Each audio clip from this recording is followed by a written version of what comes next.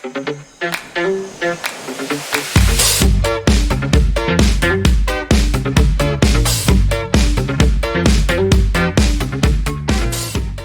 good day, good morning, good afternoon. I don't know what time they'll watch this, so good day is the best. Good day is greeting, the I best way, suppose. yes. Yeah, thanks for joining us here in our Partner podcast. Thank you very much for having me.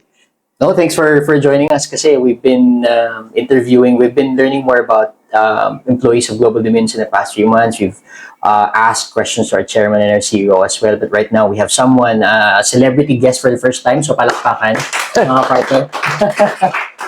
The veteran sportscaster, Mr. Anthony Suntay.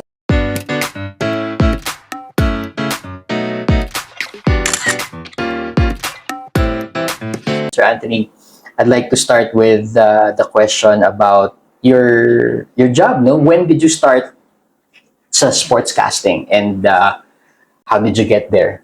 Okay, simple answer is I actually don't remember how long ago it was. It's been that long. But Hindi ko na po naalala, Your Honor. Hindi.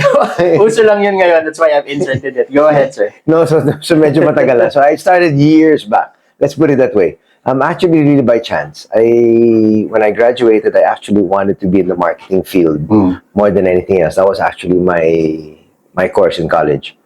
And through some crazy twist of fate, and what happened was one of my clients was the coverage team that was handling the UAAP. So that's how I started. So I was actually helping them out with another project. They talked to me and they asked me if I wanted to be a courtside reporter Okay. for the UAAP, and then I said yes. And then everything started from there. Actually, I thought it was going to be a one-off gig. I enjoyed it so much, and from the UAAP, the following year, I went up to the PBL, which is now considered the PBA D League, which is supposed to be the next step. So you go college, you go PBL, and then you go PBA. So I did 1 year UAAP, 1 year PBL, and then I went up to the PBA, and I've been there ever since. Ever since. That was somewhere around the mid-90s. So that's as far as I giving can up my remember. age, yeah. As far as I can remember. So it's like you did it one time and then everyone was looking for you when it comes to that. No? Parang sportscasting already after that. The rest was history. Yeah, I think everybody starts doing courtside reporting first, just to get their feet wet, to find out if they enjoy it. I have met a lot of people that that have tried it. They didn't enjoy courtside reporting, then they got out of the field. Right. But most of the time, guys and girls will start out at the courtside, and then they'll work their way up to eventually becoming a full-time sportscaster, which actually where you call the game from start to finish. But you said you took up marketing in Yes, college so days. that was really my focus. I really wanted to be into the marketing field. I actually worked for a few advertising agencies at the time, and then I worked for a production house. So it was really marketing, which is my field. And then one of my clients was a group called Silver Star Communications, which handled various things, one of them being the UAP. But That's how already it a hint. started. That's already a hint. When you take up marketing, I think one who's gonna take up marketing would expect to speak or do some communications for him. Speaking, yes, Was it but something not you in front of the TV, not in front of camera, not in front of a lot of people. Usually, it's just, maybe pitching things to clients, Right. or selling things here and there, but definitely not to a big group. Okay. So it was actually, I can't say a 180-degree turn, but it was actually definitely a little bit more off to the right than going straight to where I would have wanted. But what exactly did you imagine back then? What would your career should I be? expected to be in a multinational eventually, and then either be a VP for marketing, or maybe a vice president of corporation. So it was really corporate more than anything else. And then now I'm doing just about everything, which is not conventional. I don't have a regular 9 to 5 job. I get up, whatever time I want to get up And in you're the still morning. doing a ton. You still have radio I programs. have the radio program in the morning, which actually is flexible. And then, like, later on today, I'm doing game number 1 of the PBA semifinals, which is Rain or Shine versus San Miguel. So I get to do something like this before that, which makes the day more dynamic than other people. I mean, that's one of the things that I'm thankful for every day. Is I get to do what I want to do, and I get to do different things every day. I get to meet different people, so it keeps it fresh. Have you ever wondered how it would be if you were in the corporate world? You know, I think I can't envision myself being in the corporate world anymore. I mean, after everything that I've been experiencing, everything is different. I mean, like now, of course, when you talk about the PBA, it's a regular grind because you do the same old basketball. But through the years, I've had the chance to do many different things. I've had the chance to travel. Well, for a time in between the PBA, I left the PBA for about 5 years. I went to Singapore. I worked for ESPN Star Sports. So, so I did NBA coverage for ESPN in Singapore. I did a lot of other events. I also did the Youth Olympic Games, which was held in Singapore. So I did a whole lot of different things, not just basketball. So I've done a few Olympics, I've done a few Asian Games, I've done a few SEA Games. So it also gets me, it's sports, but it gets me out of the country. Right. So most of the time I'm here. In fact, I even covered what they call the World Pool Masters, which is an event which was held all the way in Amsterdam. They put together 8 of the top billiards players in the world. They brought them to Amsterdam, and it was a 1-week tournament. They flew me over there to do the coverage. So again, I get to see different countries. I get to see different places. I get to meet different people in different sports. And so it's not just in a box of basketball. It's not just in a box of volleyball, which I do most of the time here. But then I get to do a whole lot of other sports. It's harder if you're trying to cover something that's not about basketball. No, because the thing is, growing up, I was lucky enough to have been able to try out a lot of sports. I actually started when I was a kid. I did football first. So that was really my first sport. That's why I do a lot of football coverage also. And I'm comfortable talking about football. And then I got into tennis. I got into badminton. I actually taught badminton professionally for about 8 years. So I was coaching about 6 or 7 different teams because that was something that I really enjoyed growing up. And so I actually coached a few universities. I've also coached a few professional teams. I coached Philippine Airlines. I coached Bank of the Philippine Islands, their corporate teams. So I mean, I did that for a time. So when I do coverage for badminton, I can talk about it also extensively because of the knowledge I have of that sport. As I said, I mentioned, I did tennis. My brothers were actually in the junior national team, and then one of them made it to the national team of baseball. And so when they graduated, I played baseball with them on the side just to be able to play. Say I played a sport with my younger brother, so I did baseball as well. So I can do baseball coverage. I can do softball coverage. So I can do basically anything. So in terms of sports, have you tried basketball? I did basketball. I did basketball for a time, but then not. No, but football was actually my first sport. So I did football first. I even did beach volleyball for a couple of summers. So it's not indoor volleyball, but I did beach volleyball also. So I mean, I tried basically any sport. So right now, I have been covering for the past 20, 25 years. They put me in any sports coverage, I can actually talk about it. All caps sports. So, indeed. So walang sabit. Walang limitations.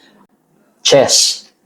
Yes, I did chess, but at the same time, I did chess also, but at the same time, there is no coverage of chess here. Yeah. But then we have covered it, but not in terms of full coverage. Right. We've actually gone to chess tournaments.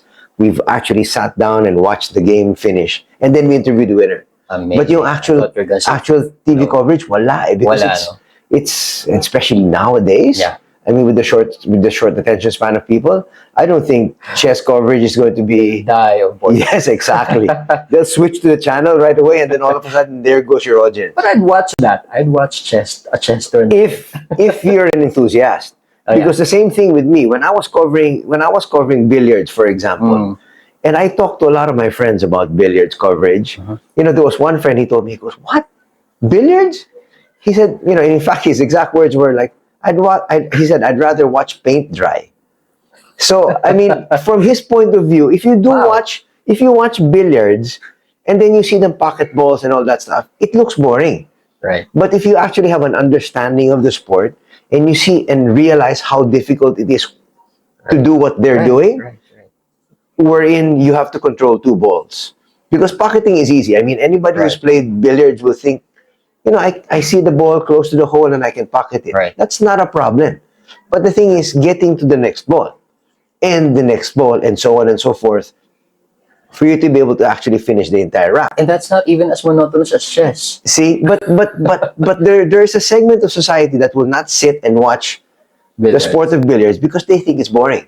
But then if you get into the understanding of it and you see just how difficult it is what they're doing, mapapapanood ka rin eh. I'm sure. Yeah. Diba? I mean, like, what is this? I did, for the last SEA Games, I did a sport called bocce. I don't know if you've heard about that. It's a big metal ball that you throw about 10 feet. You're playing in a sand court. So you try to throw the ball 10 feet and you try to get it as close to a smaller metal ball as possible. Okay, I'm trying to... So, palapitan lang sila. Palapitan lang siya, kumbaga, di ba? Okay. And again, I had to study that sport because they assigned me to it. I've never tried that sport. But after reading about it and then after doing a few games, and you can see just how difficult it is to throw that metal ball 10 feet away and try to get it as close to a smaller ball as possible. And then, you take turns with your opponent. And then after a while, ma-appreciate mo rin na parang, I mean, kung napadaan ka na sa isang competition, nakita mo parang mukhang kalokohan yung ginagawa nila. That's crazy. Diba? But at the same time, when you actually try to understand what they're doing, it's so difficult to throw that ball. Exactly. So, again, I think when you understand a certain sport, I think it goes through with everything. Once you have a better understanding of a certain thing, whether it be a sport, a brand, a product, whatever it is, then you'll have a better appreciation of it. Increased interest as yes, well. I think also. I've seen that game also in Squid Games. Tama ba yung hole-in? You have to put it as close as you can to the other hole-in. It's something like that. If I'm not mistaken, yes. But then this one is a huge ball, which has to be thrown, as I said, about 10 feet, which is quite far. Right. And people think it's crazy, but it does take a lot of skill. Let me go back to your story in trying to cover an international sports event. Okay. How was the experience? How different was it covering in sports events in the Philippines? It's about the same. It's just that it's a different environment and you meet a whole lot of different people. At the same time, you have to be open to a lot of change. Because like when you do things here in the Philippines, you're used to doing the same thing over and over again. Now, may different styles when you go to another country. For example, from a director's point of view, let's put it this way. When we come out on television here, we're given an earpiece, which is the director that can talk to us whenever he needs to let us know something. So at the same time, so when we're doing our coverage, for example, the PBA, I'm talking to you, we're doing a game. There might be an entire 2 hours of the game where I wouldn't hear from the director at all. Because he's doing a whole lot of other things. Right. Unless he needs to tell us something important, that's the only time he's in our ear. Right. But when I worked in ESPN in Singapore, the director we had at the time wants everybody to hear him the whole time. Okay. So when I put on that earpiece, I immediately heard him. So I said, okay, because we haven't even started the coverage, so that's fine. Right. The next thing you know, the game starts going on. I'm now talking to my partner. I still can hear him talking to everybody. It's gotta be distracting. He's talking to the camera one. He says, camera one, I want you to focus here. Camera two, bring your camera a little bit more to the right. And then he's talking also to his switcher who's switching from one camera to the next. So I'm like, I'm hearing him the whole time. But I'm trying to watch the game. I'm trying to listen to you, who's my partner. And I'm trying to say what I want to say. At the same time, hopefully I can react to what you say. Right. And I hear him barking out instructions the entire time. So I was like, I don't need to hear any of this stuff, right? But it's just the way he did it. Okay. And then all of a sudden he'll talk to me. And so I can't, at first you can say, then just zone him out. Right. Diba? You might know, he might. But then, pag ako na yung kausap niya, diba? So I couldn't zone him out. So I had to be listening to him the whole time. I had to be watching the game. I had to be saying what I wanted to say. And I had to listen to my partner and react to what he's saying. So, all of a sudden, I felt like I had to juggle so many things. But it made me a better broadcaster eventually. When I came back and did more work here, it was so much easier. So much easier, yeah. Because all of a sudden, I was like, my goodness, I don't have to listen to anybody. but my partner and watch the game. Yeah. But again, when you go to different countries, you experience these different things. Another example is here. When you do the PBA games, we have a statistician beside us. Mm-hmm. So he's writing down all the numbers. So when feeds you the numbers. So either he feeds us the numbers, or when the game is going on, let's say a certain player scores, I look to the side and I can see exactly how many he scored. All right. And then I can talk about it. Now, when I went to Singapore, there was no statistician. It was just me and my partner. So I now had to get my own piece of paper. I had to actually be writing down, writing down all the stats at the same time, from assists to points. I just kept it at that because I couldn't focus on too many things. Wait, is when I had the event as when you had the director? Yes. Oh my gosh. See? So but now things are a little simpler now. Like for example, I do the Japanese B League. I've been doing the Japanese B League for about 3 years. This one I do from home. Mm-hmm. So the Japanese are one of the best when it comes to my technology. work from home ka na rin. So now I have work from home. So the games are being done in Japan, and it's beamed to my laptop. So I watch the games live, I commentate on it live, and it goes straight up to the satellite. Wow. So when people watch the B League games and they hear me, that's actually being done live, but it's being done live from my home. Wow. But then I have my own piece of paper, but at the same time also, they also have live stats. So I have my iPad on the side. They gave me a link that I go to. And so I have all the numbers there. Mm-hmm. So I have the points, I have the rebounds, I have the assists, everything. In fact, even the field goal shooting, it's complete. So gone are the days wherein I've had to write down everything when I was at ESPN in Singapore. But still, you're home, so you have to hyper multitask. So I'm doing everything on my own, and I do the games by myself. Wow. So I'm talking to myself, which is actually, people might say I'm a little bit crazy because I'm sitting down and I'm talking about a certain play and I'm trying to talk to somebody to make it look exciting, but I'm by myself. So again, that's another adjustment I had to make, which is actually covering an entire game all by myself. I think you've done that a few times as well in the PBA when you're. I have done that a few times when the analyst isn't there, but at the same time, that hardly ever happens. But now, every single B League game that I do is really just my voice from start to finish for 2.5 hours. Have you ever thought of pursuing your international sportscasting career even further? Well, I was able to. I was able to during that brief period. I said for about 5 to 8 years. Wow. Okay. For 5 years, I left the PBA because I was doing a lot of work exclusively with ESPN Star Sports. Now, because of that, I was exposed to the Asian region. So I even flew all the way to India. They got me to fly to India. I covered the Commonwealth Games. So I flew to India, and then I worked with a TV station called Now TV in Hong Kong. I used to do a lot of bowling for them.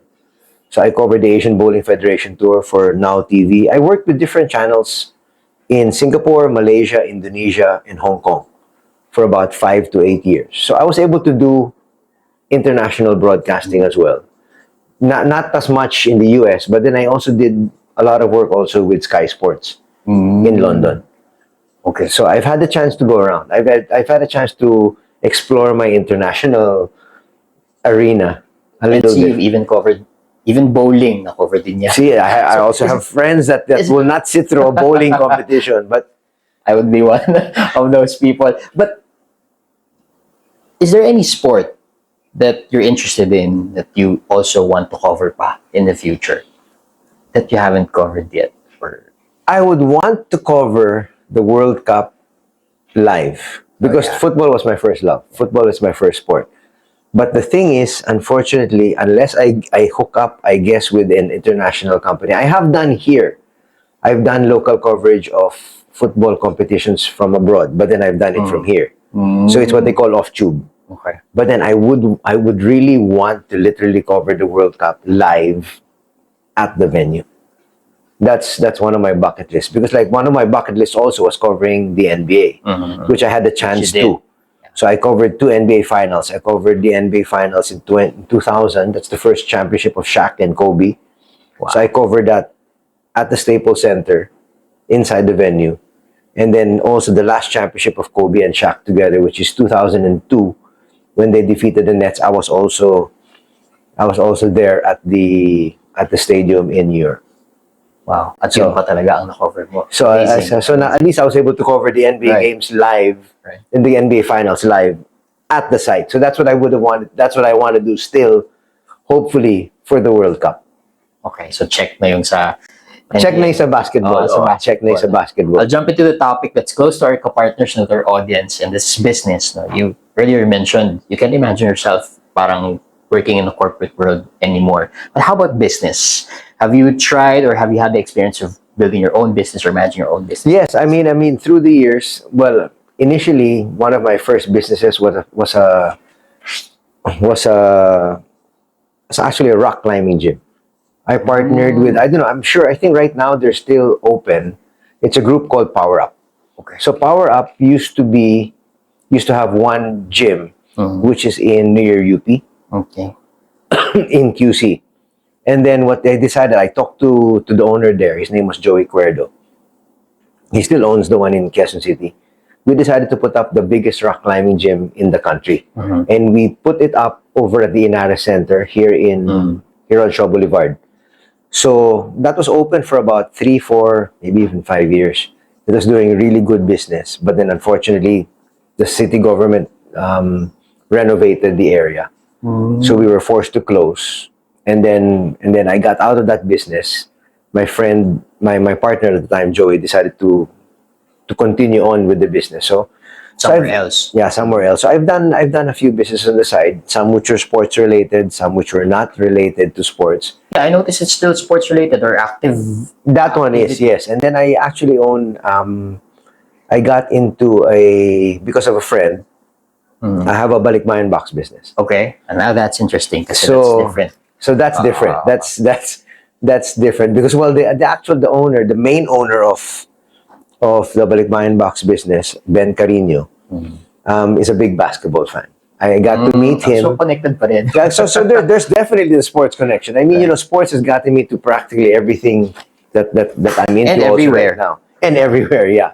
So what happened is, I worked with the group since the early 2000s, and I've been helping them out with their business development. So that's a little bit corporate, so to speak. Yeah. So when I say business development, what they wanted to do is they wanted to expand to other countries.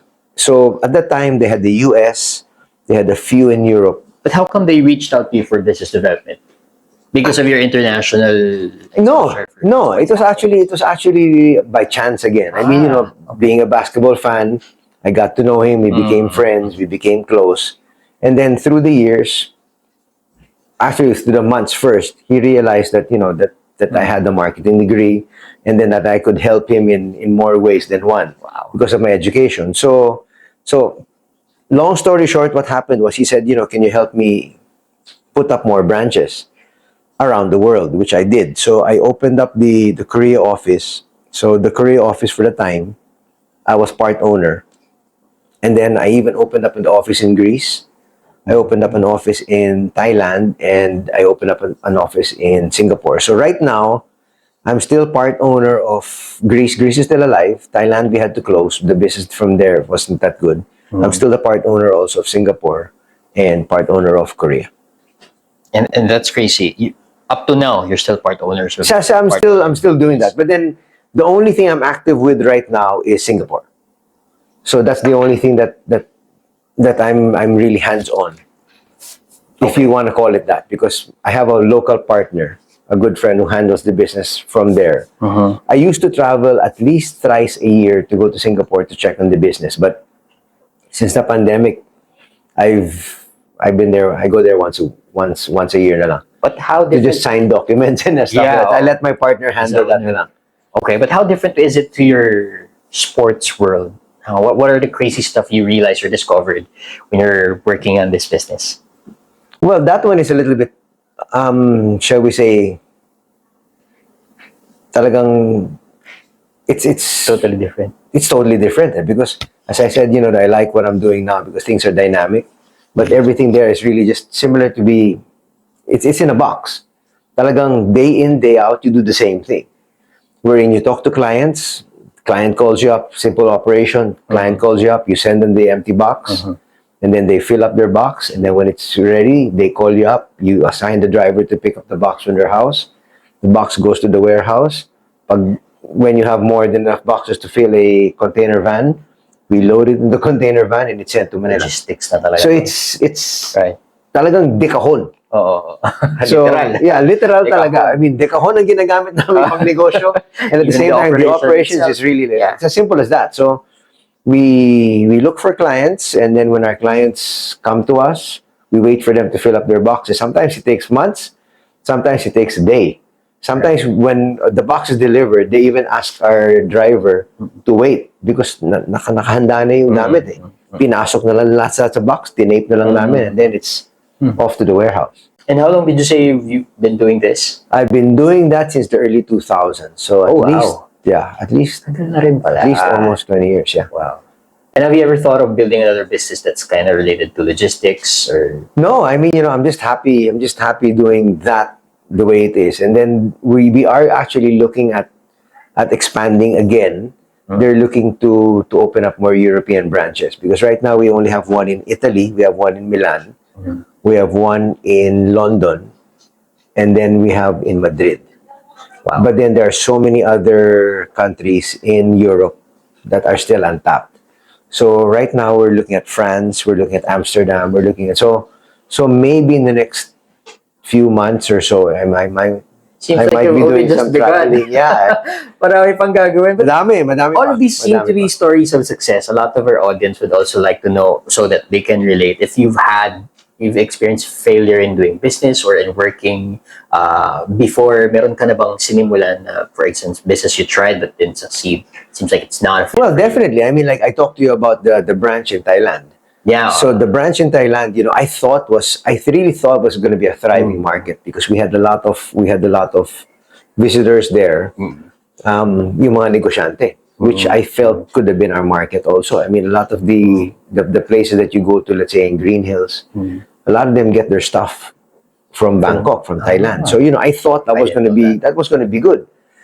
But then apparently, for one reason or another, I think our main market, kasi when you look at the balikbayan box business, are really the balikbayans. The balikbayans. See, not necessarily the negosyantes. Yeah. So I think that was one of the main mistakes that we had there. Now, at the same time, there weren't too many Filipinos also that were based in Thailand. See, so that became one of the drawbacks that we had. In fact, that's actually right now, if you want to look at it, that's one of the main stumbling blocks we're having in Singapore. How is it? Because as I said, our main source of customers are the domestic helpers or the people who are actually working in Singapore. And before, there was a time wherein practically every restaurant or every hotel you go into, puro Pinoy yung mga nandun. Yeah. From the band that's playing to the bus boys, to the waiters, to the front desk personnel. But what happened through the years, unfortunately, was sa dami kasi nilang ini-import ng mga foreigners. I'm not just talking about Filipinos, but Filipinos primarily. What happened was, wala nang mapapasukan na trabaho yung mga local Singaporeans. See? So the Singapore government, to be able to protect their citizens, what they did was they put a stop to it. Wherein there's so many Filipinos that used to go to Singapore to work in the hospitality department, which was our main client. They put a stop to that. So a lot of times now though is nagkakaroon ng konting backlash because now the jobs are open dahil yung mga Filipinos and the others from other countries like Indonesia, yung iba Bangladesh, hindi na sila nakakapasok doon. Hindi na sila binibigyan kasi ng lisensya para makapagtrabaho. But so now there are more job opportunities for the local Singaporeans. Eh, ang problema, yung mga Singaporeans naman ayaw magtrabaho ng ganung industry. So now, I have friends that have restaurants in Singapore. Hirap naman sila ngayon. Is they said, we don't have staff. Because ayaw ng mga Singaporeans, ayaw naman ng Singapore government na magpapasok ng mga Pilipino para magtrabaho doon. So now, they're understaffed. See? Singaporeans don't work. The Singaporeans would not want to work as a waiter. They wouldn't want to work as a doorman. They wouldn't want to work, diba, sometimes even as a front desk in the hotels. And so that's become a big problem now. Now, I don't know if they're going to change it. If they do change it, then it works for us. Right. But now, since nabawasan ng almost half yung Pilipino na nandun sa Singapore, dinabawasan ng kalahati yung customer base namin. See? In fact, a lot of our other competitors in the balikbayan box business there have actually closed. So I think when we started out there many years ago, I think there were about 10, 12 companies. Now I think we're about down to 4. Okay. So yung mga ibang mas maliliit, hindi na talaga na-sustain yung negosyo because talaga lumiit yung market. So that's one of the challenges there. Is you have to be able to adapt to whatever changes a country's government will institute. Diba? Similar to, I guess, here, like yung mga pogos, diba dati ang daming pogo. And then all of a sudden, gagalit yung gobyerno natin sa pogo. So ngayon, nababawasan yung pogo. So I mean, for the Chinese that are coming here, they were looking to do business, a lot of them have to pack up and leave. Right. So it really depends. I mean, the environment changes sometimes too quickly that you're not able to adjust, that you're not able to adapt. Okay, but I'll just go back to your exploration. Have you ever done something that's far from yung balikbayan and then sports and it failed? Something crazy perhaps na malayo sa you've never imagined you'd do something like it. Actually, no naman. But then I actually put up a small eatery along Shaw Boulevard. It was like a karinderya. Interesting. So to speak. I did that before as well. The business was up, if I'm not mistaken, was up for about 6 to 7 years. The first 3 years were fantastic. The first 3 years were fantastic. But then after a while, business started to wane. But we were able to make our money back in about less than 6 months. Wow. So, I mean, it turned out to be a good venture when it started. Break even kaagad. And then we were earning very good money for about another 3 years. And then it started to decline. At first, talagang nilaban namin to keep it open as long as possible because actually not for me, but then the employees that have been with us for the longest time, I didn't want to close it for them. So there was a point in time where it was already talagang break even na lang. Medyo nalulugi pa nga. Pero sabi ko, di ba na ako nalulugi? Kumita na naman tayo dati. Sabi ko, so let's just keep it open for the employees. But then, when things really just started to wane, then we had to close Did it close during the pandemic or not? No, it closed much, much earlier than that. Yes, it was it was much, much earlier. I'll go back to your first love, marketing. Have you ever thought of doing something that's marketing related now? Something new, something fresh? As of the moment, I'm open to it. I've been given a couple of offers to help out in the corporate world, but I'm getting a little older. So before, I was always looking for new opportunities to be able to do. Now I'm looking to enjoy my life a little bit more than the usual. So dati talaga naghahanap ako ng mga bagong opportunities, even with work. So I mean, even when I was much younger, I would always be looking for new things to cover. But then right now, when I don't have work, I'd rather be in the golf course. I'd rather be going out with my friends. I noticed. I'd rather be traveling. So I mean, I have been playing. I mean, like pag tumatawag si Robbie, I'm always there. Diba? But before, so we'll see you on the OA Global Dominion Golf Cup this August as well. I'll be there. Definitely, I'll be there. And then first, but right now, I'm lucky enough to have my kids graduated from schooling already, so I don't necessarily have to really work as hard anymore. So I can essentially call myself I'm semi-retired. Semi-retired. But I strongly believe marketing sparks don't die as easy. Yeah. So I mean, I can do maybe consultancy work every now and then. That's fine. I'm curious to know if there were instances na I think this brand can do it better this way. Whatever you had inputs that you kept yourself that could have been really interesting without having to mention any brand. Yeah, no, I've actually called up a few friends. Have called up a few friends that own different restaurant chains, and I've actually mentioned to them a few things here and there. Because I mean, through the years, I've been, well, either they were my classmates, either they were my friends growing up, but they own a lot of chain of restaurants. And so, pag may napapadaan ako doon, or minsan may nakikita ako, I mean, I'd call them. I'd call them and I'd give them feedback, and I'd give them, you know, a few tips from my point of view. I don't know whether they used it or not, but I mean, since kaibigan ko naman, Yeah. pwede ka naman mabagitin pag hindi mo ginamit, di mo, okay lang din naman eh. Di ba? Nothing to lose. Yes, nothing to lose, exactly. But then kung magamit nila, it helps their business, then at least nakatulong tayo sa kaibigan. But he's still open for consulting, so reach out to him if if there's something in your mind that you think. Basta wala lang golf tournament. Wala lang golf tournament at that time. Can I reach out to you via Facebook? I see you're very active on Facebook as Yes, well. Or yes, you can. Yes. Is there a better way to reach out? Instagram or Yeah. Okay. Instagram or Facebook. Both of them are always open, and I check that on a regular basis. Last set of questions, because you mentioned about your kids earlier. May nagmana ba sa'yo? Unfortunately, wala eh. Wala. In what way? Wala No. I mean, there. Okay, for example, there have been a couple of times wherein I'm supposed to host a golf tournament, for example, and minsan nagkakaroon ng double booking. So I can't do both. And then I asked my son, you know, if he wanted to do it. Actually, there was one instance. He said yes. He said yes. He did it. But then, you know, so I thought mahihilig siya sa hosting or sa broadcasting and stuff like that. And then my son also did a few did some commentating work for yung kanilang mga ano, they were doing all of these e-game stuff. So he was doing it for his group, and I would see him doing it. So, you know, I thought to myself na, oh, baka hilig din niya. So I tried to give him a few opportunities also along the way, from hosting or from some TV work. Ayaw niya eh.